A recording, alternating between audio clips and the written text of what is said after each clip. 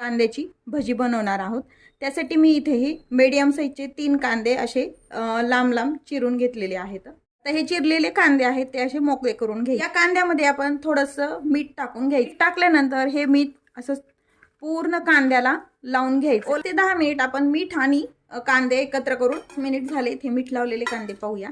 यामध्ये काही मसाले ऍड करूया। चवीपुरतं लाल तिखट टाकून घ्यायचे, थोडीशी हळद, थोडासा हिंग घ्यायचा, म्हणजे भजी एक भाजलेला अर्धा चमचा ओवा घ्यायचा, भाजलेले अर्धा चमचे जिरं, तीळ टाकून घ्यायचेत आपले पांढरे, भर तांदळाचं पीठ टाकून त्यानुसार चणा डाळीचं पीठ। आता हे आपण व्यवस्थित मिक्स करून घेतोय। पाहू शकता कांदा भजीचं पीठ तयार आहे। कांदा भजी तळण्यासाठी इथे मी तेल गरम करायला पाणी लावून घ्यायचं आणि ही भजी टाकायची। भजी थोडीशी तळून झाल्यानंतर एक साइडनं आपल्याला ही उलटून घ्यायची आहे। ही भजी आहे ती छान तळून झालेली आहे, तयार आहेत आपली अगदी कुरकुरीत अशी कांद्याची भजी।